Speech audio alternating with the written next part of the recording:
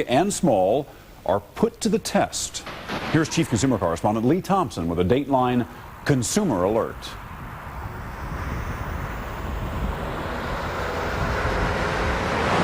It's a question on almost every car buyer's mind these days.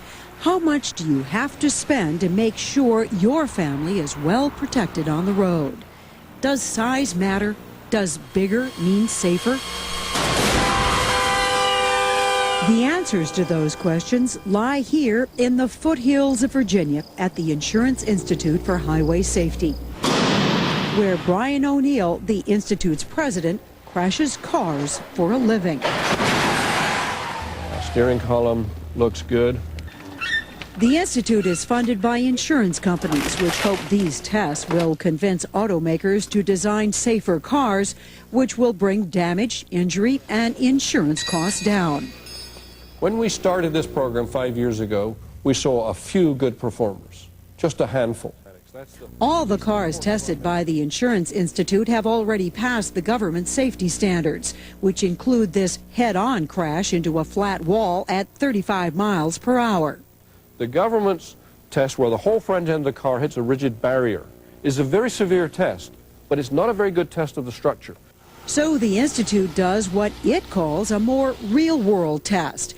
It crashes cars at 40 miles per hour, slightly off-center, simulating what often happens in a car-to-car head-on collision. So this bending and buckling is designed to absorb the energy of the crash. By studying the crash data, researchers can determine probable injuries. The Institute rates each vehicle as good, acceptable, marginal, or poor. The very best performers get a best pick. Dateline has no say on how the cars are chosen, tested, or evaluated. In this round, the Institute is testing 7 vehicles, some large luxury cars, but also smaller, inexpensive ones. All of them purchased right off dealers' lots. Do you have to buy big for safety? Let's find out. This is the 2001 Lexus Ls 430. In a fraction of a second, it goes from a $58,000 car to a lump of twisted metal. But its tough safety cage earns it a good rating and a best pick. Only one problem. In this particular crash, the airbag fires a little late. Even though the Lexus 430 already had the Institute's highest rating, Toyota wasn't satisfied. Its engineers came here and quickly discovered one of the crash sensor cables under the hood was too short. An easy fix, a longer cable. Toyota made the change and asked the Institute to test the Lexus again. This is the second Lexus.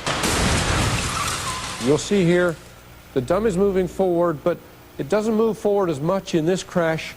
Now it's the best pick without a blemish on its scorecard. Next up, another full-size luxury car, the redesigned $55,000 Mercedes E430.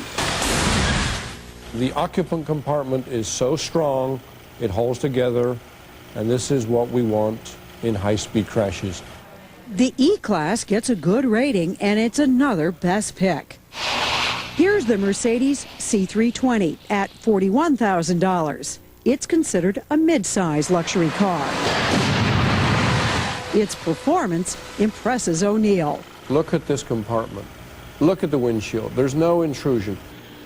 The C320 is yet another best pick.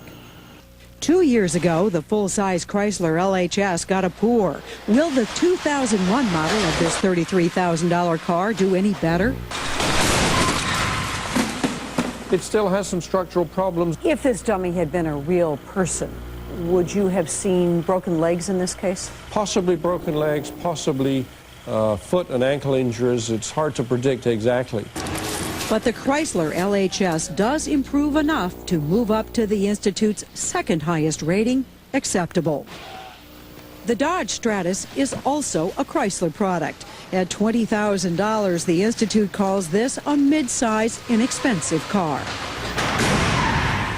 This was a good performer, and this is an inexpensive car, and it also offers, which is quite unusual for a car in this price range at this time, the inflatable curtain for side impact protection. So this vehicle has a lot of nice safety features.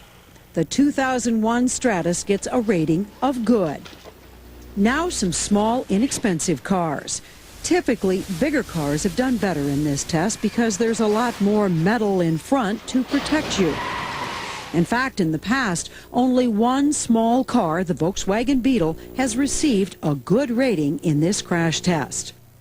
Let's see how Ford's newest entry in the small car category does. Here's the $16,000 Focus. The compartment holds together reasonably well. We get some moderately high forces on one of the dummies' leg. Broken? No, not that high. It's good news for Ford and consumers. The inexpensive Focus gets a rating of good. Will the redesigned Honda Civic test as well? So how did the 2001 Honda Civic do? Very good. Again, very good performance, very little intrusion. You see no buckling of the structure here. This was a good performer, a best pick. O'Neill is very pleased to recommend 2 more small cars to consumers. This certainly proves that you don't have to spend a lot of money to get safety. Well, we have to be careful. In a smaller car, you're always going to be at a disadvantage in some real-world crashes, in particular with larger, heavier vehicles. In letters to Dateline, most of the car makers in this round caution that no single test can measure a vehicle's overall safety performance. But they admit the Institute's testing is important to their industry. In fact, in this round, every car that was a retest of an earlier model improved its rating. Cars are doing so well now. Do you feel like your work is almost done? I wouldn't say it's almost done, but clearly we're at the point now where more and more cars are doing very well, more and more cars are best picks. We've just got to make sure that the stragglers catch up.